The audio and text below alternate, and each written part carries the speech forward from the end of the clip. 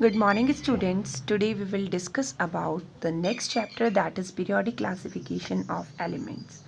Since we know that there are 118 elements discovered till now, and all these elements are arranged in the tabular form.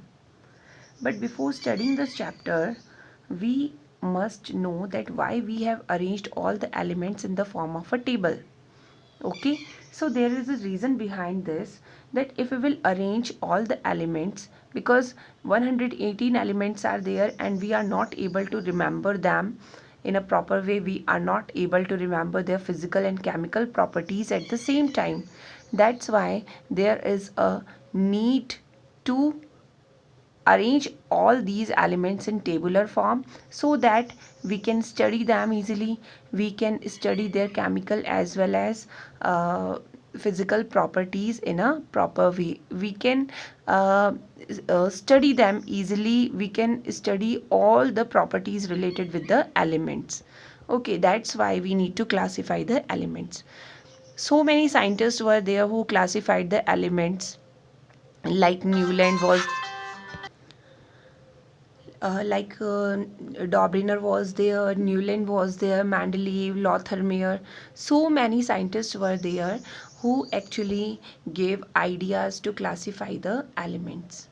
Mendeleev was one of the very successful scientists who draw the periodic table, who arranged all the discovered element at that time in the tabular form. And the modern periodic table, it was actually, all the idea was taken from the Mendeleev periodic table. Means all the disadvantages and drawbacks of the Mendeleev periodic table were removed to form the modern periodic table. Modern periodic table, the credit of modern periodic table or long form of periodic table, it do not goes to only a single scientist actually. Okay, long form of periodic table, or we can say present form of periodic table, or we can say modern periodic table. Okay, so the discovery of this periodic table, or means the not discovery, actually the invention of this periodic table, the credit do not goes to a single scientist. So many scientists were there, means 3-4 scientists were there who combinedly work for that. But first of all, we will study about a scientist named Moseley. What Moseley did, actually, to clear the idea of the periodic table, Moseley, actually what happened at that time, Mendeleev told that periodic table means the properties of elements are the periodic function of their atomic mass. Okay, so Moseley, he did an experiment. What he did, he took an element, any element you can take. Okay, he took an element, and afterwards he passed a strong beam of electron, means he bombarded the strong beam of electrons to this element. Okay, when the strong beam of electron was strike or bombarded to this element, then it was observed that from this element X-rays were emitted. He observed these X-rays, and then he come to know that the frequency of these rays depends on not on the atomic mass, but over the atomic number. Okay, but over the atomic number of this element. So in this way, actually he gave the gave a relation, that is the under root of frequency, it is directly proportional to the atomic number, and frequency is equals to a into z minus b. So this is a relation that we don't have to learn. Here z is atomic number, a and b are constant, and it is also known as the Moseley law. We have to remember this only.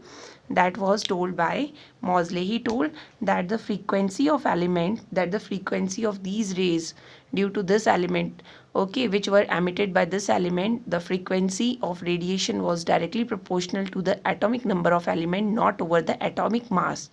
That's why he gave he modified the periodic law of the modern periodic table, that is, the properties of elements are the periodic function of their atomic number, not their atomic mass. And from here the idea of the long form or modern periodic table started. Okay, so in this way he concluded that the physical and chemical properties of elements are the periodic function of their atomic number. Now let's come to one more point. There is a word named periodicity. So what is the meaning of the word periodicity? So whenever the elements, they means in a periodic table we have arranged the elements and their similar properties, they get repeated again and again after regular interval of time, then this repetition of properties or this repetition of similar properties after a regular interval of time is called periodicity. Okay, and there was actually a cause of periodicity why the property repeats, because continuously the electronic configuration of elements repeats. Similar outermost similar electronic configuration of elements repeat. Okay, now let's discuss about the periodic table. This is the periodic table, that is long form of periodic table. Certain characteristics of this periodic table are there that we will discuss. Like the long form of periodic table consists of 7 periods which are arranged like 1, 2, 3, 4, 5, 6, 7. So these are the horizontal rows which are also known as the periods. And there are 18 vertical columns, and these vertical columns are called groups, like 1, 2, then it is 3, 4, 5, 6, 7, 8, 9, 10, 11, 12. Here are these 10 columns.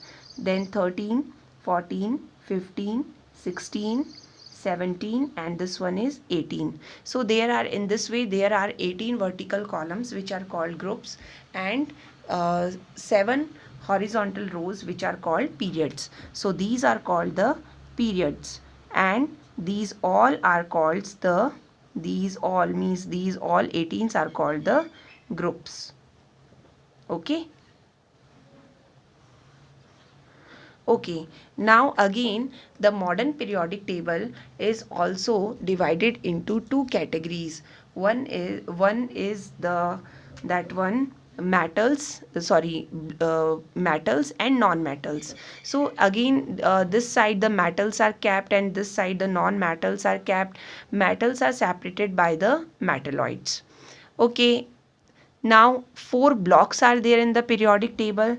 This one is the S block, means these two are called as, these first group and second group, they are called S block elements. And from group number 3rd to group number 12, these are called D block elements or transition elements. These are called D block elements or transition elements. From group number 13 to group number 17, these are called P block elements, and the group number 18, it is called noble gas group.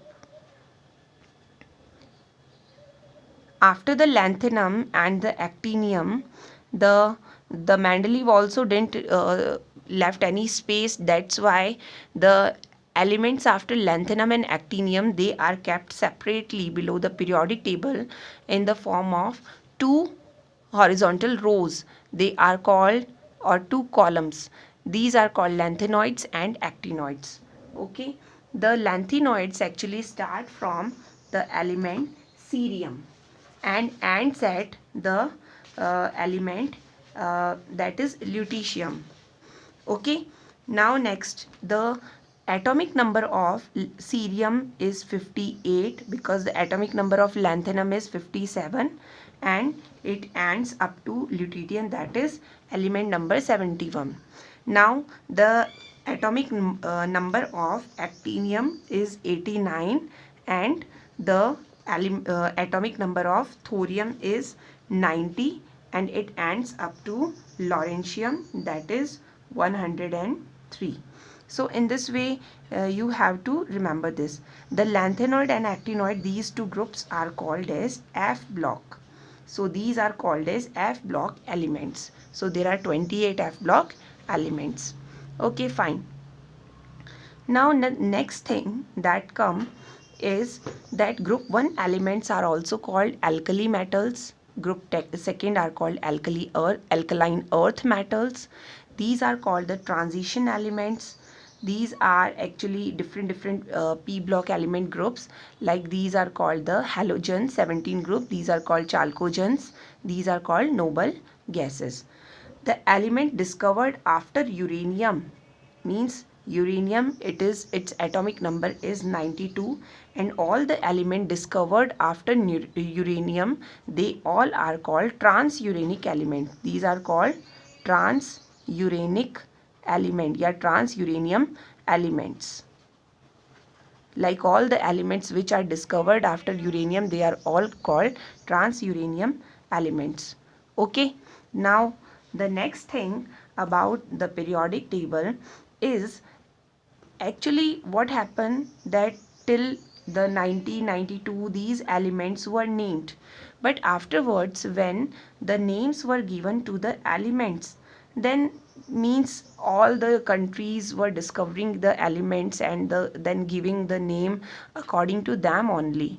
Okay, there were no certain rules to give the element. For example, some scientist is there, if he discovered the element, then he gave the name of the element on his name only. Like rutherfordium is there, so borium is there, so there was a need that the elements must be given according to some rules. That's why the IUPAC, he gave some rules on which we can give the name of the elements. Okay, so in the next part we will discuss about those rules.